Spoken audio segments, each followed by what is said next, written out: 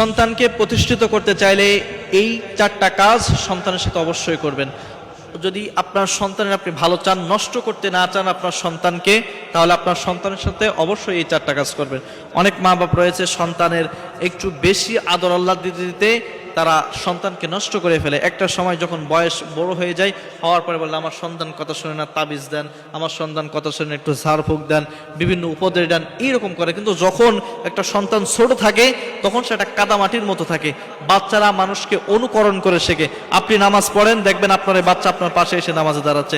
আপনি বসে ফোন দেখেন, আপনি নামাজ না পড়ে বিভিন্ন জায়গায় আপনি ঘোটাঘুটি করতে থাকেন, আপনি টিভি দেখতে থাকেন সারাদিন, আপনার সন্তানও দেখেন এমন হবে। তারা তো এটা দেখেই শেখে, মানুষেরটা দেখেই তারা তো শেখে। এজন্য আপনার সন্তানকে যদি আপনি ভালো বানাতে চান, তাহলে সর্বপ্রথম যে উপদেশটা দিবেন সেটা হলো, সর্বপ্রথম যে কাজটা করবেন যে অল্প বয়সে আপনার সন্তানের হাতে আপনি কোনো ফোন দিবেন না। অল্প বয়সে অনেক মানুষ রয়েছে স্মার্টফোন সন্তানকে কিনে দেয়, বিভিন্ন ফোন সন্তানকে কিনে দেয় যে বাড়িতে একা একা থাকে, আমরা বাইরে চলে গেলে দুইজন অফিস করি, তাহলে সে কিভাবে থাকবে, সে কি করবে? এজন্য একটা ফোন তার হাতে দিয়ে দেয়, সে সারাদিন কার্টুন দেখে, ভিডিও দেখে, গেমস খেলে, আস্তে আস্তে করতে করতে সন্তানটা নষ্ট হয়ে যায়।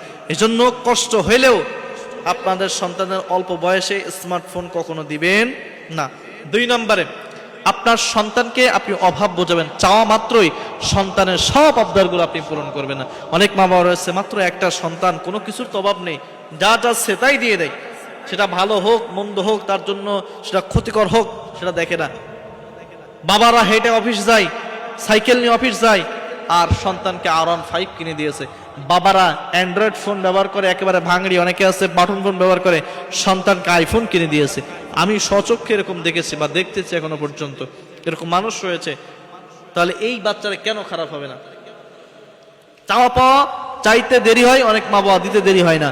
তাকে অভাব বোঝাবেন, একটু দেরিতে দিবেন, সব কিছু চাওয়া মাত্রই তাকে দিবেন না। এরপরে 3 নাম্বার যেটা রয়েছে যে সেটা হলো যে বাসে আড্ডায় তাদেরকে যেতে দিবেন না। বাসে আড্ডায় তাদেরকে যেতে দিবেন না। অনেক সন্তানরা রয়েছে দেখবেন মা বাবা বাড়িতে থাকে না বিদায়, মা বাবা অফিস যাওয়া মাত্রই সন্তানরা বাহিরে চলে যায়, বিভিন্ন বাজে আড্ডায় এলাকার টোকাই পোলাপানদের সাথে মিশে, আস্তে আস্তে দেখবেন যে তারা খারাপ হয়ে যায়। ছোটবেলা থেকে তাদেরকে এই শিক্ষা দিতে, বাজে আড্ডায় বসা যাবে না, বসে তাদেরকে ধমক দেবেন, বিভিন্নভাবে বুঝায় তাদেরকে বাড়ির ভিতরে রাখার চেষ্টা করেন, আর ভালো ভালো মানুষের সাথে তাদেরকে মিশাবেন, দেখবেন আপনার সন্তান খারাপ হবে না। 4 নম্বর, এবং তাদেরকে অভাব বোঝাবেন একটু। একটা হলো যে চাওয়া মাত্র দিবেন না, অভাব বোঝাবেন। আপনার থাকা সত্ত্বেও আপনি তাকে সবকিছু দিবেন না। যদি অভাব আপনি বোঝান, আজকে যদি আপনি দুনিয়া থেকে বিদায় হয়ে যান, আপনার যদি আজকে ব্যবসায় লস হয়ে যায় বা আপনার সংসারে যদি অভাব অনটন দেখা দেয়, তাহলে সে যেন অল্প কিছুতেই মানিয়ে নিতে পারে। আপনার অভাবজনক যে আমি তো আগেই জানি যে আমার সংসারে অভাব রয়েছে।